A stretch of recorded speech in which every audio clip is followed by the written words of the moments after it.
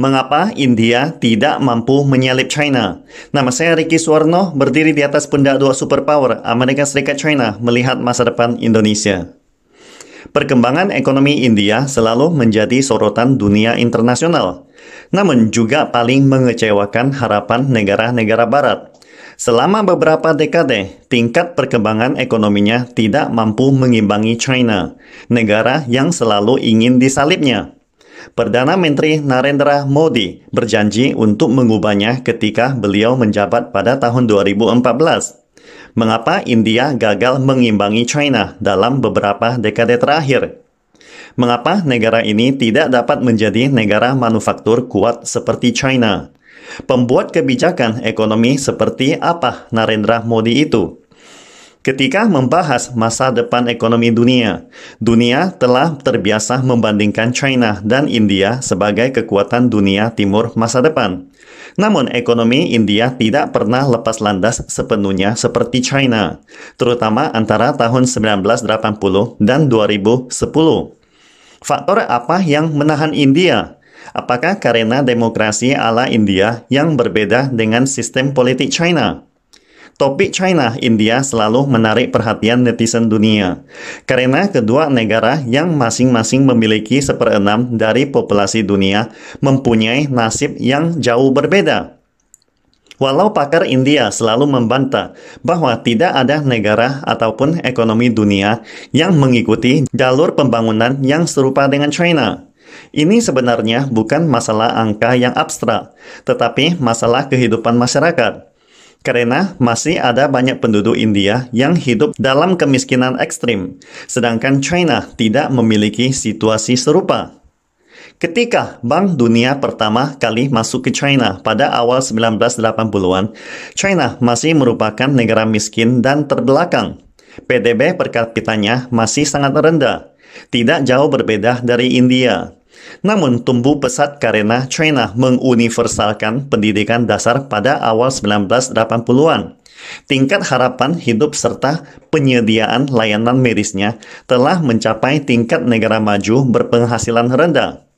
Saat ini kesenjangan antara China dan India semakin besar.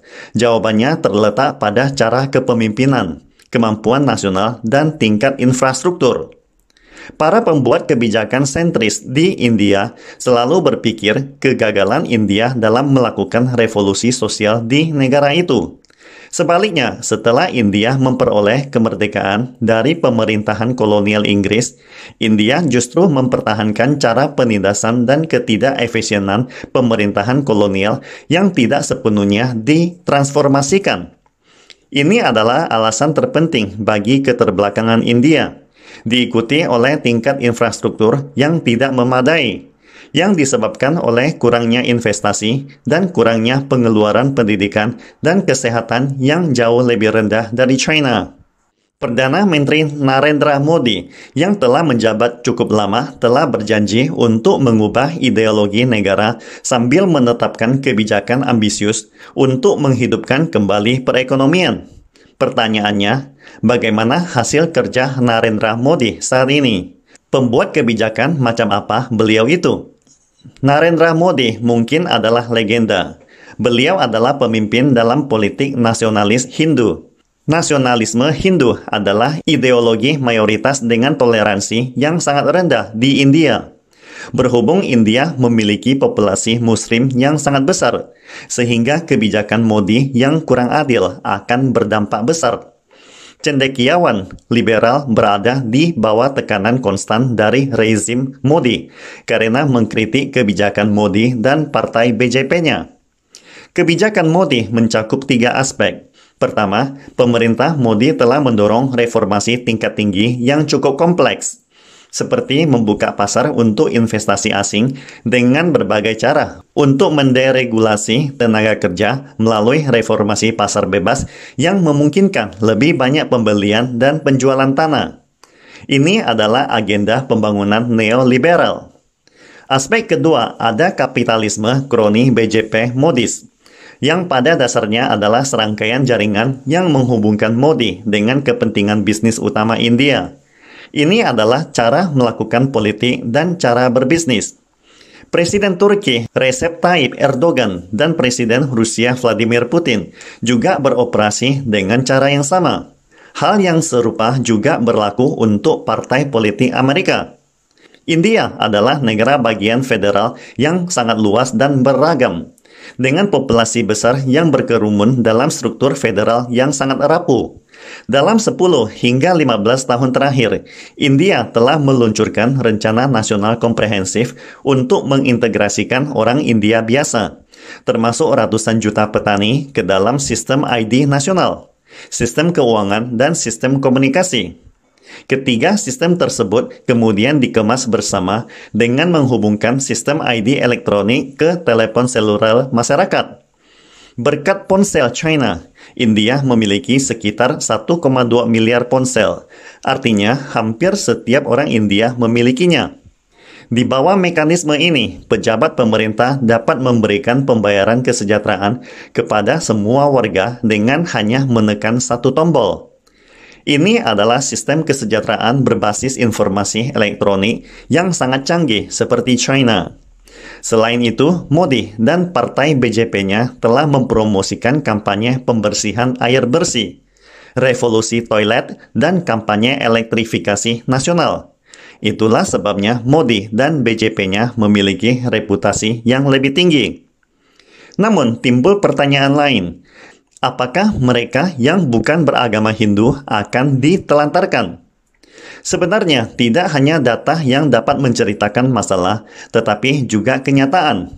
Misalnya, naik taksi di India sangatlah menakutkan bagi orang luar, karena supir taksi akan menunjukkan tempat di mana para Muslim tinggal, daerah kumuh yang terpadat penduduknya. Setiap orang yang tinggal di Delhi pasti tahu di mana garis apartheid berada. Para tuan rumah di kota tidak akan menyewakan kepada warga dengan nama keluarga Muslim, sehingga para umat Muslim terpaksa tinggal di tempat-tempat ini karena semakin sulit menemukan perumahan sewa di kota. Bila kita melihat komposisi ekonomi India secara spesifik, mungkin akan bertanya di mana industri manufaktur dalam perencanaan ekonomi India. Apakah India akan langsung terjun ke sektor jasa seperti Amerika? Ini adalah pertanyaan kunci ketika membandingkan India dengan China. Selama tahun 1960 hingga 1980-an, sebagian besar tenaga kerja di India dan China terkonsentrasi di sektor pertanian. Namun, China memulai awal yang sangat baik dalam modernisasi pertanian, investasi, dan infrastruktur.